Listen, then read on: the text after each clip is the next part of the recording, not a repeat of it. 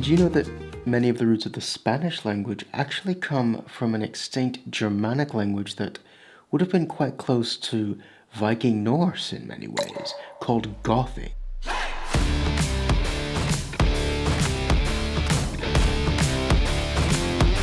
No, not those Goths.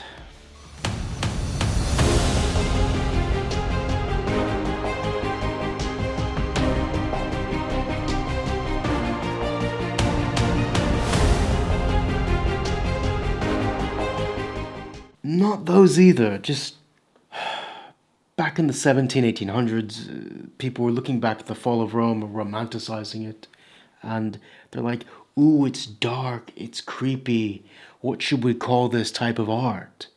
And they found this barbarian tribe and called everything Gothic. You get the idea. Dark. Many words in Spanish come from this extinct Gothic language, like brigar, to fight. It's more of a struggle now. Ufanol, proud or smug. The name Gomez comes from the son of a man in Gothic. El latigo, whip. La boveda, a vault. All of these come from this extinct Gothic language. So why did these Goths, who were basically from Sweden, decide to go on holiday in Spain, and how did they get there? This is Benjamin, and let's dive into this journey now.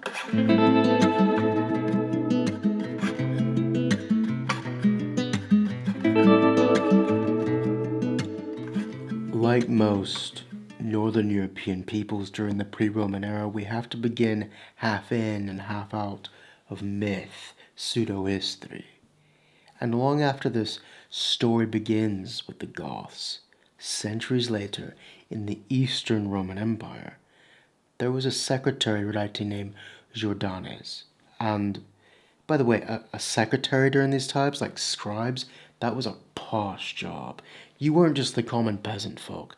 If you were having that job, you were top-notch. It's thought that he was of Gothic ancestry, and in the 6th century, he wrote Getica, an origin story and history of the Goths. And his origin story is where we begin. But I just need to note one thing before we even begin. He made a big error.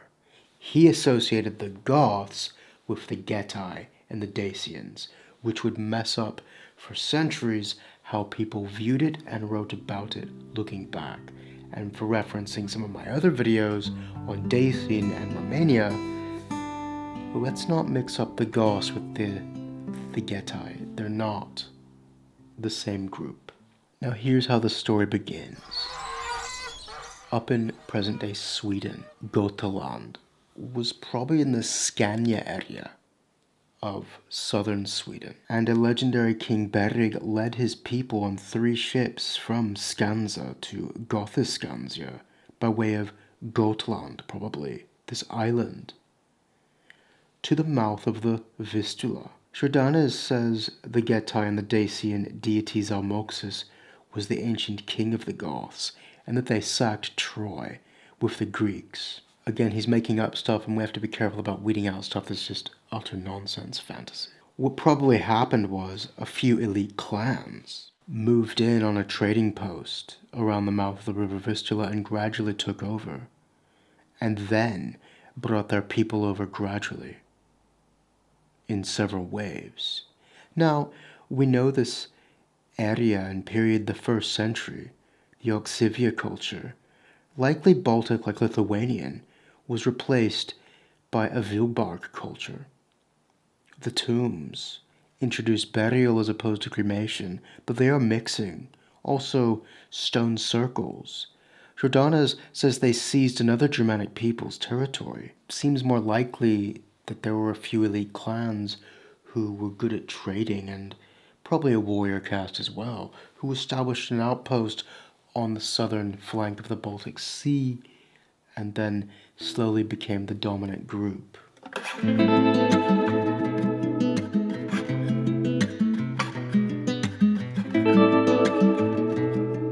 Now about early history on that coast. Greco-Roman historians mention a people in the 1st century calling them Gutones. Strabo Around year 15 mentions a people called Butones, with others as being ruled by another Germanic people, the Macromani, and their king, Maroboduus. The Macromani were expanding, and with Rome coming up, they were being pushed a bit to the north, and they began to achieve domination over peoples like the Alans and the Goths. But Pliny in 77 says they were ruled by the Vandals, who themselves were ruled by the Macromani. Then in the year 98, Tacitus, in his work Germania, says the Gutones lived on the coast beyond the Vandals. Those correspond to the Wilbark culture in the north and the Prehistoric culture of what is now most of Poland today, to its south. According to the story, the Gutones, or Goths, helped a young Macromani named Catfolda. What looks like happened is the Goths took him in and then helped him to overthrow Maroboduus and gain their freedom from these peoples, and then later they threw off the Vandals as well to become an independent people again.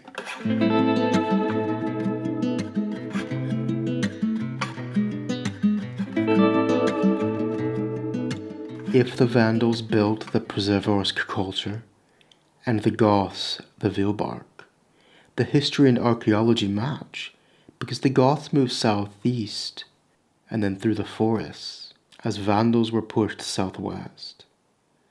Peoples were in flux, there was population growth. The Macromani were at war with Rome, and what they did is they dominated other Germanic tribes to be able to recruit troops with which to fight Rome. It didn't go well for the Macromani because they intentionally provoked a much stronger enemy, but the repercussion was social breakdown and wider collapse along the Bohemian Ridge and going up into what's now Slovakia and Poland, and where the Goths were. And they had to get out of this. It seems they clearly wanted to avoid the wars, so they went the other way, to the east, around the Carpathian Ridge. Under a king Philimer, the Goths allegedly moved into Scythia and defeated the Sarmatians, a nomadic steppe people, renaming it Oyum. In the waterlands is the meaning of that. But there's little evidence of this. Again, this looks like Jordanus just made this up. What looks like happened, again, is these people were trading up the Vistula River. They came into what is now Ukraine, began to build settlements, had access to trade routes that other tribes didn't, and were able to grow wealthier and more powerful because of their access to raw materials like amber on the Baltic coast, like this necklace here, made of amber. But archaeology does show the Goths moved into southern Ukraine, forming the Chernihiv culture, a multi-ethnic culture of Goths, Dacians, Getae, and Sarmatians of Eurasia. No one culture dominated at first, and the Goths here began to form into different groups and interact with other cultures. Slowly, Goths formed this ruling class, being able to control trade, and became a warrior caste as well, over a century later, going into the 3rd century. Southern Ukraine is a bit far from Spain, isn't it? So how did they get to Spain if they were already going the other way?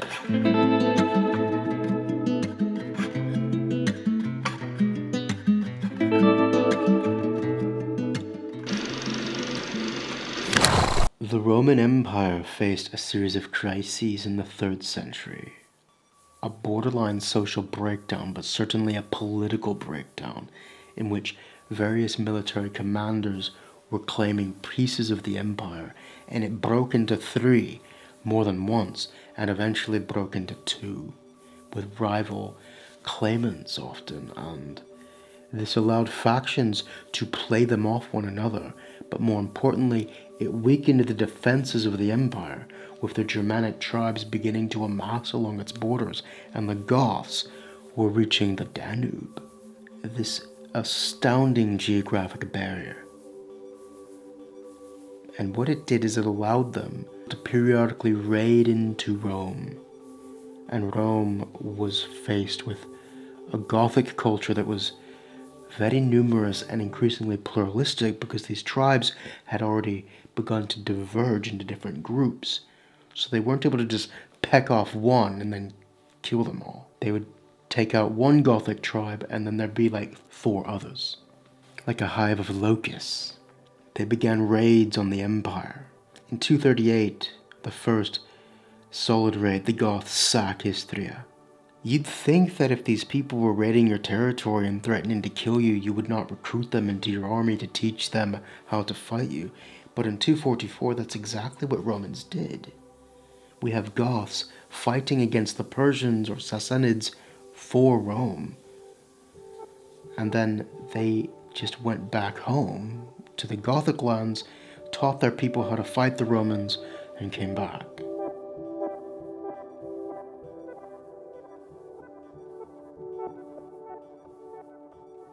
The Gothic War, 248 to 253.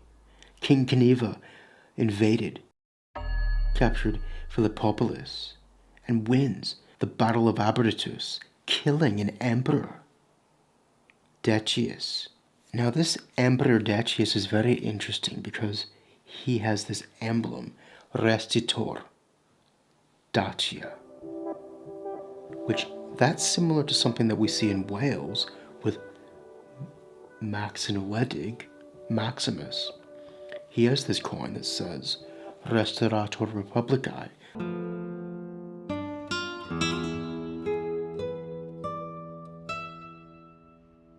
The restorer of the Republic, as do other later military claimants. This wasn't saying that they're going to restore freedom or a republic. No, don't be so naive to think that. It wasn't him saying that he's going to restore the Dacian kingdom. No, it's just a political ploy to gain support so that he can make a bid for the empire's power.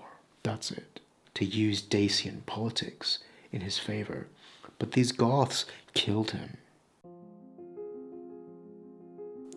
In the 250s, Goths began using boats to attack from the sea. From 253 to 256, they attacked everywhere they could. Pityus, Trabzon, the Pontius, Bithynia, the Sea of Marmura, fertile trading belly of sea. They seized the Crimea, the Bosphorus, Obia, Tyros, Nicomedia. The Roman navy eventually got control of the situation, but the Goths bid their time and came back 10 years later with 500 ships and sacked Byzantium itself, and went around plundering Greek islands, sacking Athens and Thermopylae. The Romans defeated them and they agreed to peace. But just as they were offering peace, the Goths had already begun preparing for the next invasion. So they got the Romans to agree to peace whilst they were preparing an invasion, but then as they invaded, plague struck them. So it didn't work out too well for the Goths that time. This time the Romans had learned how to fight this pluralized horde of barbarians, and 50,000 of them were killed in battle in 269 at Naissus in Serbia by Claudius. They were better organized and slaughtered them. A year later, Claudius died. And they're like, well, that emperor who defeated us is gone. Let's invade and try our luck again. Well, they tried, and the new emperor came to an agreement with them. Look, we'll give you Dacia, right? Just leave us alone. Stop these raids. We know that we can defeat you eventually. It's just going to be a bit of a trouble. So they agreed to peace on those terms, and the Goths moved in to Dacia. There are records of large numbers fleeing Dacia, Romania today, as Goths move in and take over, the Carpi fleeing from the Carpathian Mountains. And the Romans form a new province, a new Dacia of Dacians, and resettle them as the Goths come in, forcing a mass migration, a refugee crisis.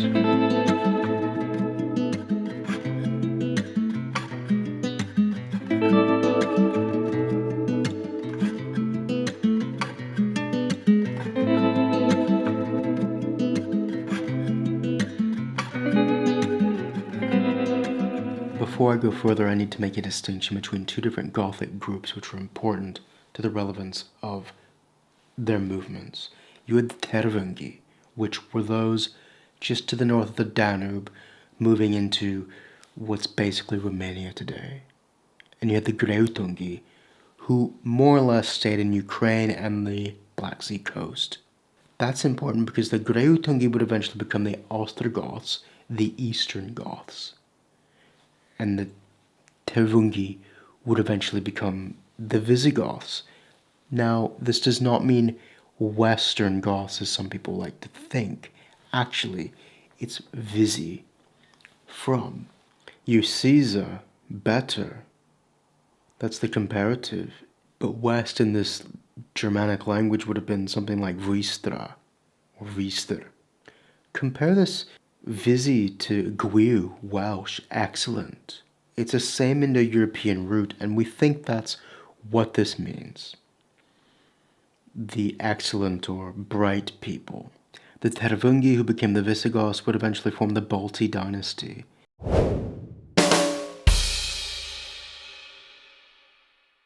And they would be largely more within Rome. The Ostrogoths, forming the Amali dynasty, a rival dynasty, would come under sway of the Huns later. The Huns aren't there quite yet, but for the moment there's a new faith coming in, Christianity.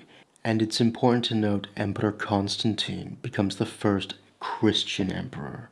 This is big. It causes a shift in the empire, which affects Gothic politics. The crisis of the 3rd century had given way to 3 simultaneous emperors and then a division of the empire east and west.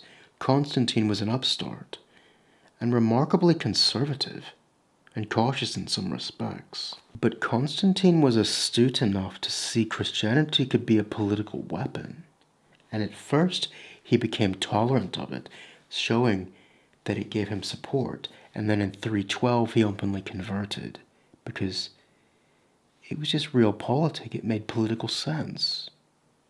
The climax of these wars between emperors over the imperial throne came in 324, in a war between East and West. Constantine was Christian and used Franks as troops. Licinius was a non-Christian monotheist of some kind and used Gothic troops. Constantine won the battle at Adrianople. And I'm telling this to you because the losing side employed Gothic troops in his army. And so Constantine coming in, he didn't like the Goths. And they had made an enemy of an increasingly powerful man at the head of the Roman Empire. He had used Sarmatians, a steppe people the Goths ruled over, as a weapon against the Goths. He campaigned with Sarmatians against the Goths in 332. And then he resettled 100,000 of these in the area between Rome and the Goths along the Danube as a barrier between them. I mean, this is an intentional provocation by this Roman emperor telling the Goths, back up from our border. He had retaken some small bits of Dacia and retitled himself Datricus Maximus, military commander of Dacia, and the Goths did not like this. And so when Constantine died a year later, what do you think the Goths did? Having been pushed back from the Danube's fertile lands, the Tervungi invaded present-day Hungary, whilst the Greuthungi, or the Ostrogoths, began trading more with the Greco-Roman colonists along the Black Sea, occasionally taking their stuff from them by force. Both of these two Gothic groups were heavily Romanized during this 4th century period, and recruited into the Roman army. Gothic fashions, wearing skins, became fashionable in Constantinople, and conservative, well-bred Roman gentlemen did not approve of this at all. For instance, the 4th century Greek bishop Synesius said this about it: "A man in skins, leading warriors who wear the chlamys, exchanging his sheepskins for the toga, to debate with Roman magistrates and perhaps even sit next to a Roman consul, while law-abiding men sit behind. Then these same men, once they have gone a little way from the Senate house, put on their sheep's skins again, and when they have rejoined their fellows, they mock the toga, saying that they cannot comfortably draw their swords in it. During this period, King Amalaric of the Greutungi Ostrogoths rose to power. Being so far from the empire, the history is vague about this king, but we do know that he expanded the Greutungi lands significantly over present-day Ukraine, maybe into parts of Poland and Belarus and Romania. He established a very powerful kingdom, but the borders are unclear, and a lot of romantic nationalist types have expanded his territory beyond what is feasible in history, and there's a lot of discrepancies in the history, so we're not sure exactly the territory that he ruled over, but the Greutungi expanded significantly. We know that. And around this time, a king of the Tervungi emerges, Athanaric, in the Carpathian region. And he's a pagan. And there's a civil war going on between the pagan Goths and the Christian Goths in present-day Romania. He's fighting against Fritigern, and his Christianity is important. He comes back later. But Fritigern loses and has to kind of leave the scene for a moment. Athanaric defeats Fritigern and is able to conserve the old pagan Gothic faith for the time. But just as he wins this, he faces a new enemy far worse than his own people or the Roman Empire. An eruption comes out of the steppes, the Huns.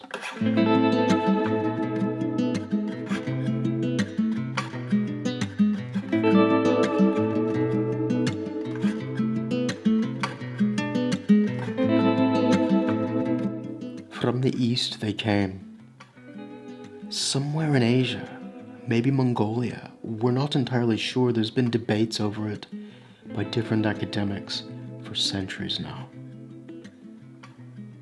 But they came, and everyone in their path began fleeing from them, causing a domino effect.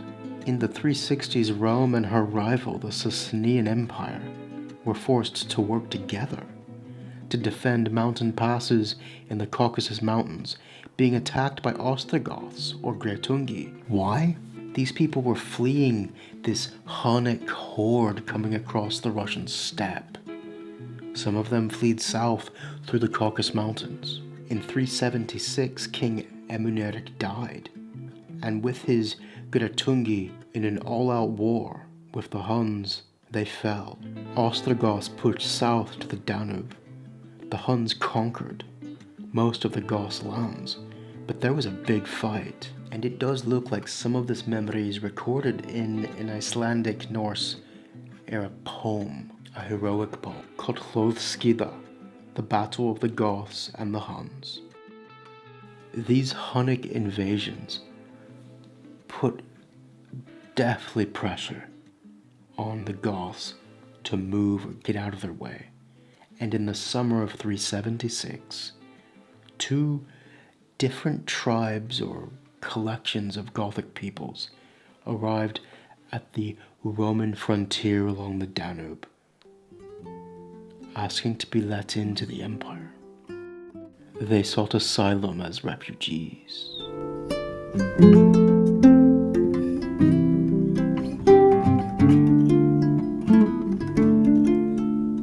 These two groups were the Tervungi and the Greutungi, and they wanted to be let in. They wanted some kind of peace, some kind of a refuge. And the emperor at the time, Emperor Valens, had just come back from fighting in the east, and he was lacking in soldiers, and he thought, well, I could have cheap, easy cannon fodder if I let these people in. But these two groups were offering different things in exchange for being let in. The Tervungi said, we will convert to Christianity in exchange. And the Greutungi said they would not.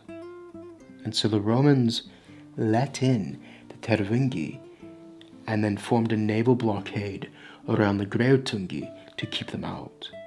And this is a wedge between these two groups of Goths that would continue for the rest of their history.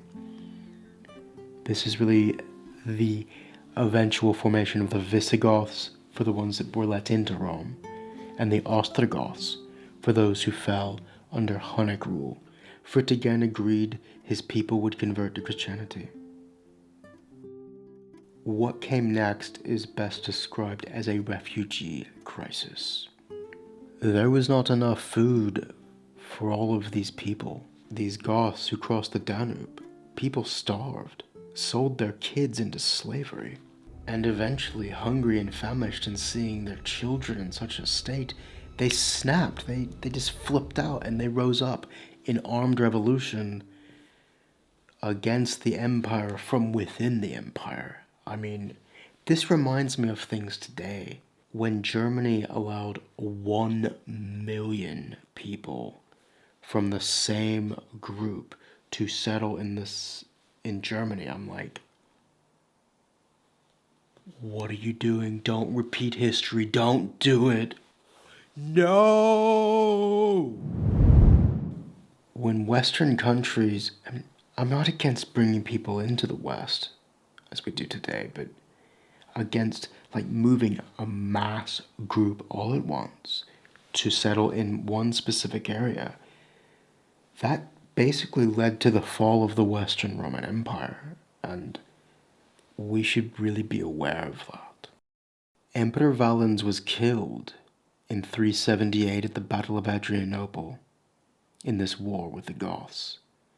This battle began a century of events that would lead to the fall of the Western Roman Empire, which I don't have time for in this video. But this war continued to rage on after this victory of the Goths and the Roman catastrophe for 4 years, and basically reached a stalemate. And when negotiating peace, Rome did something really, really stupid. Imagine for a moment, after 20 years of the Afghan War, the United States of America had said to the Pashtun, the biggest ethnic group in Afghanistan, we will relocate you to the United States en masse as a nation, give you a small state to run, make your own laws, make your own culture dominant, and your own tax systems in exchange for you letting us train your fighting age males how to be our soldiers. I mean, that's stupid. That's exactly what Rome did with the Goths. They basically created a foreign military nation within their own borders. I mean, that's stupid. As foederati internum, internalized confederates, basically, which is a fancy way of saying that you have a country within your borders that you don't govern, in exchange for a few fighting age males.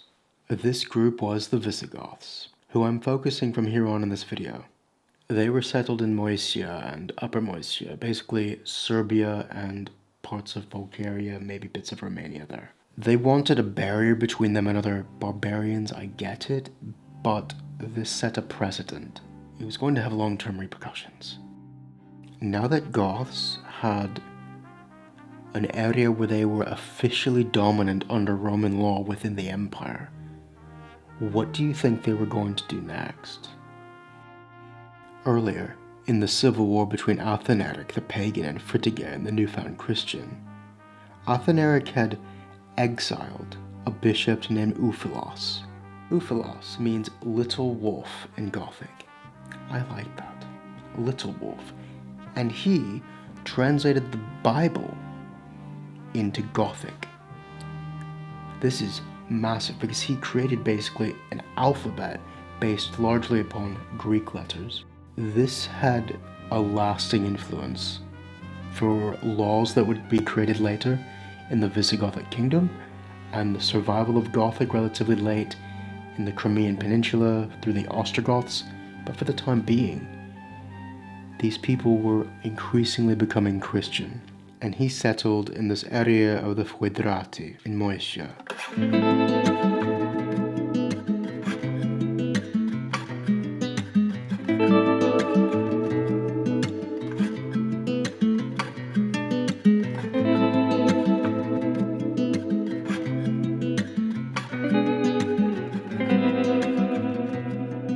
Theodosius, who had pacified the barbarians, resettled the Goths, killed pagan rivals, made peace with Persia, and held the first great council of Christian bishops, was dead.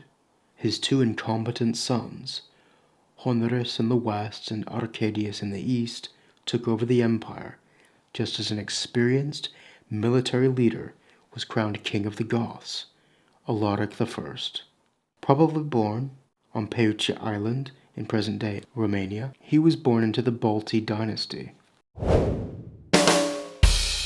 Though his origins are not exactly clear, he may have just gotten lucky because in the chaos, the kings were probably all killed and maybe he was just a good military commander who got voted in. That's what I think happened. In any case, he was born into civil wars between pagan Goths and Christian Goths, saw the Hunnic invasion as a boy, and likely came of age during the Gothic War with Rome. With Rome's peace with Goths in the 380s, Alaric joined the Roman army and helped the emperor defeat a Frankish invasion, winning the battle of Frigidus in 394. Upon the death of Theodosius in 395, the Goths rose in revolt against Rome. We're not exactly sure why this revolt of the Goths took place. It may have been like, well, Theodosius is gone, let's just take our chance. And within the year, Alaric is king. So it may have been something he instigated as an opportunist. We don't know. He invaded Greece. Stilicho, a Roman military commander of Vandal origin, was able to check and hold back this Greek invasion. But Rome was dealing with Huns further north, and Roman forces withdrew. Alaric began pillaging through the Balkans, so Stilicho assembled an army in northern Italy to invade and surrounded the Goths. This was their chance. They could wipe out the Goths entirely. They had them surrounded, but the empire was divided. Stilicho was working for the Western Roman Empire. He was operating in the Eastern Roman Empire, and Arcadius and Honorius, both being kids basically, were basically puppets of their ministers. The Goths playing both of these sides off of each other. And the ministers in control of Arcadius, the Eastern Roman Emperor, did not like Stilicho being in their territory with all these troops, so they ordered him to leave. And he left. And the Goths escaped death. You've heard the phrase, finish what you start? Yeah, big mistake. In 401, Alaric invaded Italy. Stilicho defeated Alaric once at Pollentia in 402, and then again in a narrow victory over Alaric in Verona, which may have been a draw, we're not sure. However, Alaric left Italy, but he didn't fall back to Serbia, he fell back to the Pannonian Plain, meaning he was in a position with a large army to threaten Italy if it was weak, and what he did was just buy his time. He's like, I'm up here over this mountain ridge in a fertile land. You can't actually take me out. So what are you going to do with all the barbarians surrounding you in other places? He played it cool. Sometimes the best move in war is to let your enemy destroy himself. And later that year, an alliance of Germanic tribes invaded Italy from the north under a Goth named Radagaisus, who planned to sacrifice the Christian senators of Rome to his gods. This was a crazy time, wasn't it? I mean, he brought 20,000 soldiers, and then the rest of these 100,000 people that crossed the Alps with him were basically his nation. This was how these barbarian migrations worked. It was entire nations on the move, and Stilicho, that military commander, stopped him and had the king executed, but he enslaved up to 80,000 people on the slave market. The Roman economy of slavery worked like any other economy, by supply and demand. If you flush 80,000 slaves into the slave market, the demand and supply is going to wobble out of control, and it crashed. Many of these slaves revolted, escaped, and fled to join Alaric's army in Pannonia. At the same time, 3 Germanic nations, the Vandals, the Suevi, and the Alans, invaded Gaul. Rebellion broke out in Britain as Constantine III proclaimed himself emperor at York. And so Alaric invaded, and the Roman Senate agreed to pay him 4,000 pounds of gold to not invade Italy. And it was Stilicho who had to deliver this money to Alaric. This was an insult, right? Stilicho wanted to march, but he was in northern Italy at Ticinum, modern-day Pavia, with only a small army when a coup took place in Rome by a minister named Olympius. He basically massacred all the Gothic people's wives and children who were in the Roman army because they feared this increasing Gothic presence. It's basically xenophobia, right? Just hating the foreigner. And this wasn't a good idea because all of these men, like 30,000 armed men, just had their family killed by this guy. What do you think they were going to do? But he also had Stilicho killed because he felt that he was working on the side of the Goths. Basically, paranoid Gothic phobia was what was happening with this guy Olympus. And these 30,000 troops revolted and went to join Alaric. What would you do if you were Alaric? I mean, you have 30,000 new troops who are angry at your enemy for having killed their families, asking you, begging you to invade Rome, and basically will hold you up as a great hero if you do this. I kind of know what I would do. And so on the 24th of August, 410, Alaric was the first foreign enemy to take Rome in 800 years. Mere months later, Alaric fell ill and died. He was buried at a secret location alongside the Busento, here in the south of Italy. Why was he in the south of Italy? He was preparing to invade Africa, but his son-in-law then took over. Ataulf, his first act was to stop southward expansion and to focus on building a homeland. Ataulf took the former Emperor Theodosius's daughter, Galla Placidia, hostage and negotiated a new homeland for the Goths in Gaul, later the area called Gascony. Then Sigeric was king, who murdered Adolf's children by his first wife and humiliated Galla Placidia with a 12-mile forced march. After 7 days he was assassinated. I guess the moral of the story is don't be a to the family members of the aristocracy. Valha came to the throne, a relative of Ataulf, and under him the treaty with Rome was formalized, and mass settlement began in their new homeland, this fertile, lush area of southwest France, a key step towards Spain. Galla Placidia was returned, at last, to Rome in exchange for this. The Goths attacked Vandals in Spain. Theodoric came to the throne in 418, and he reigned for a long time, over 30 years.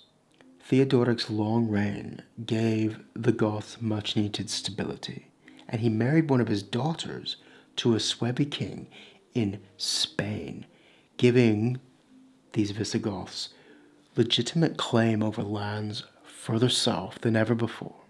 Torismond came to the throne 2 years later and was assassinated, bringing his brother to the throne. Yes, his brother killed him. Theodoric II. In late 458, the Western Emperor Majorian was trying to reconquer and re-establish the empire and defeated the Visigoths, forcing Theodoric to give up lands in northern Spain and around Narbonne in France. Then he was killed by his brother Alaraic. Yes, The man who killed his brother to seize power was killed by his other brother to seize power. Karma, huh? Alaraic was a good king. First he defeated smaller Visigothic kings, then he wrote down Visigothic laws, so people knew what to expect. He united the Visigoths as a nation and then invaded and took lands in Spain. He defeated a Roman army. After him, the Visigoths would slowly lose their power base around Toulouse and be forced to focus their power in Hispania as regional Visigothic lords established fiefdoms across the peninsula. But that is another story of the Visigothic kingdom in Spain. These laws of Alaraic distinguished between Visigothic nobility and the native population, but they were also including many Gothic traditions, which passed into the emerging kingdoms that would eventually produce Spain.